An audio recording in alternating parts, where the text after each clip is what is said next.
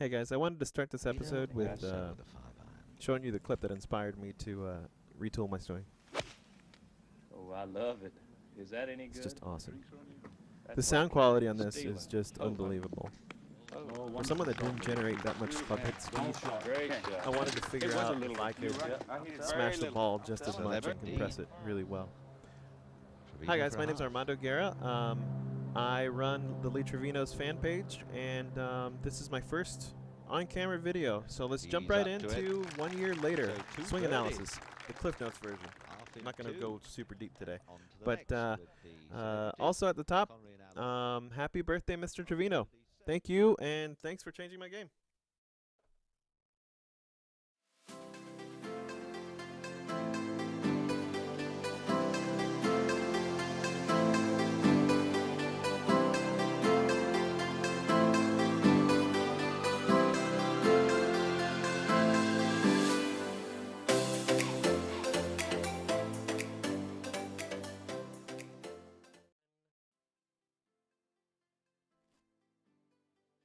Awesome. This is great. Sorry, guys, I got another monitor here. It kind of helps me keep everything straight. So let's take a look. So I believe that the stance is pretty much dictated by the downswing action. I don't think it's really to enhance any kind of fade. I think it's an anti-hook move. So let's take a look here. So you have the bowed wrist at the top, which is the first clue. The second clue about swinging out to the right is the direction of the knees. And now you can see where the ball's taking off in the direction of the trail knee, basically. It's parallel to each other. So we're going to get super nerdy here, but it's okay, I guess. Kind of give you the Cliff Notes version of this this whole thing. Here's a really good shot.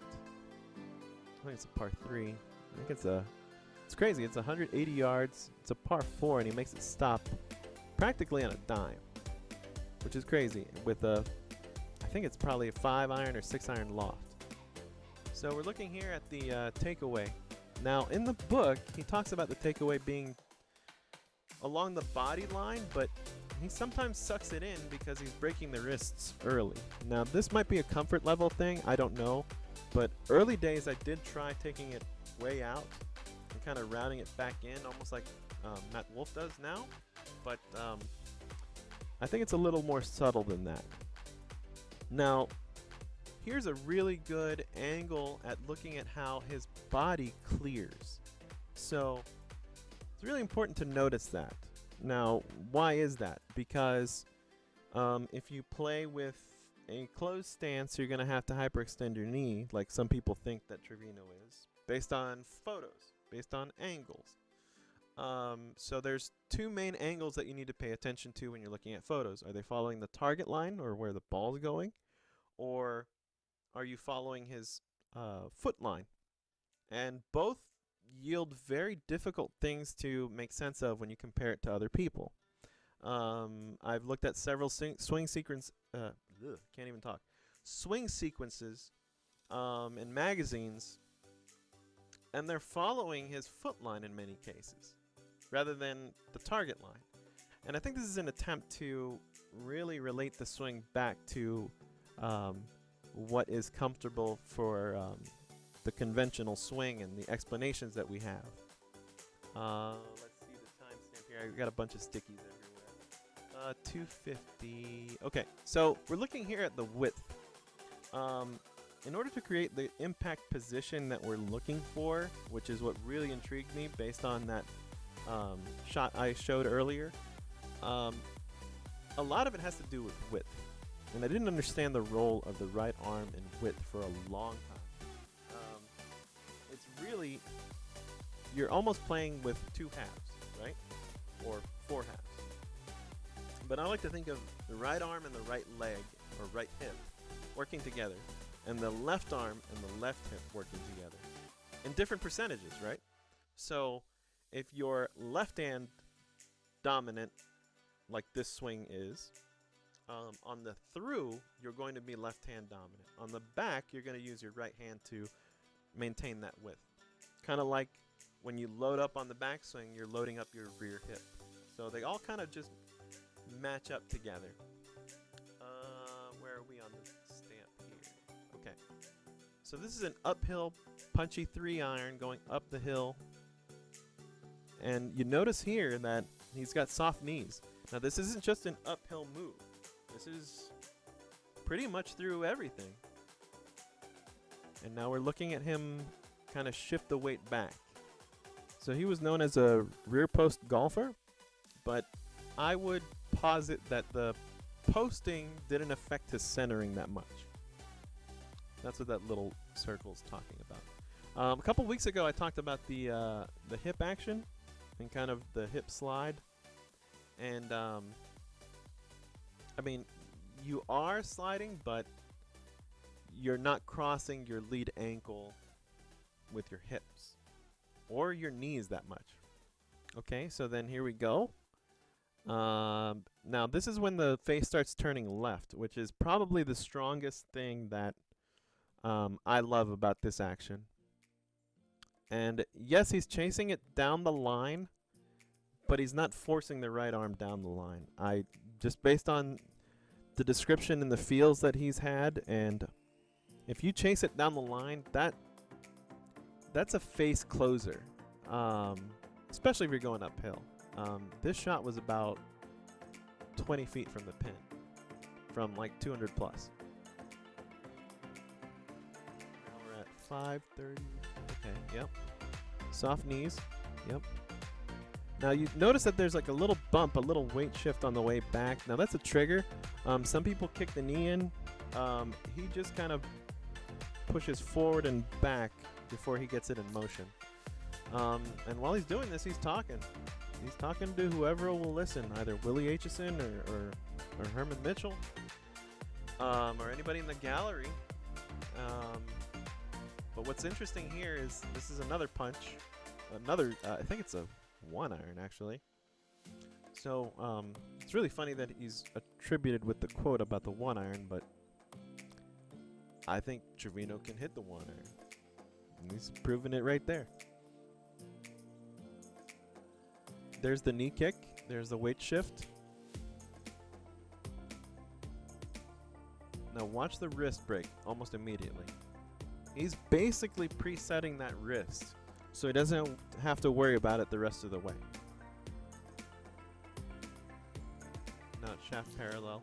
Now, one of the biggest details that helped me retain the radius was having right arm pressure pushing out away from me. Now what this did, it did two things. It controlled the radius, but it also allowed for more time for the club to get further away from my body and allow my legs more time to drive through. There he is, with plenty of room. I mean, you could fit a football field there. There's no cramping up. There's no excess tilt, getting stuck. There's nothing like that. And that's one of the bigger misconceptions about this, that you have to have an excessive side bend or spine tilt to do it. It's just the appearance of it, the illusion of it, is seen there. And people don't have a proper understanding of how the legs are like these springs that create room and move things away out of the club's path. Now with this one, he's addressing it off the toe. He does that on almost everything. It's not a requirement, I don't think, but it's just a feel thing for him. You know, there's many players through history that either address it on the toe or on the heel, in the center. I address it in the center. It's just a comfort thing, but let's see here, the timestamp. We're at 8:19. Okay, so yeah, more of the bowing. It just starts earlier. Now watch this at the top. As the heel lifts, that right hip is loaded. Now dropping it into the slot. Now the famous golden loop, right? Now that's just creating space. As he comes through, you have almost everything on your left side moving away from the ball. Everything on your right side moving in toward your body. So, club's going this way, your body's going this way. And they're going to work kind of as a counterbalance to each other on the way through. And this is why he had almost every club bent, I think, I think it's 3 degrees. I think Hogan had 3 or 4. But now Trevino doesn't have extraordinarily long arms like Mr. Hogan had. So it tells you something about being fit for it. I had to have my irons bent 2 degrees flat. And I also had to have the lofts weakened to make sure that I got proper carry on them. So something to look out for. No, you won't lose distance if you compress it properly. So there's the bent wrist. Now what's interesting here is that as the right hip loads, I feel like the right elbow is reaching its maximum width. And this is a requirement. Now, when I first started, I thought that this wedge that I drew there, like a little 90-degree triangle, that was something that I had to force. That's something that I had to basically hang on to and artificially manufacture. Well, the big clue is, if you have a soft enough grip, the club will put you in this position.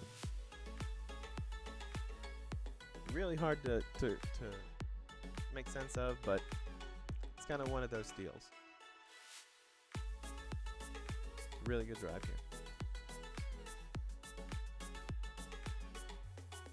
So all these things are kind of called the brink of disaster. I think it's a little dramatic. I don't know if he came up with that or if the writers came up with that, but it's all, the strong grip, the shut face, the open stance, it's all kind of intended for him to make sure he doesn't lose it left. But beyond that, I mean, there's a lot of misconceptions and misinformation out there about this swing. And I think that regardless of the action, Mr. Trevino had one of the strongest minds in the game. And that's really the real secret of any player. And I hope that's kind of coming across here. I just chose a model that worked for me because I didn't want to see a hook anymore. And, it's helped me win my local leagues.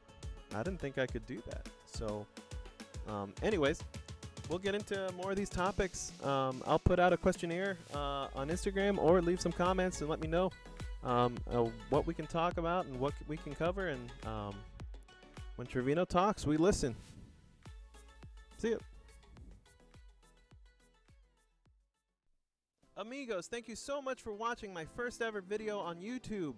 I've posted highlights, but nothing like this before. So this is a new format for me. Leave me any comments, suggestions on video ideas, on anything you saw in the ebook or on the website, any articles, anything you saw on the Instagram. Let me know.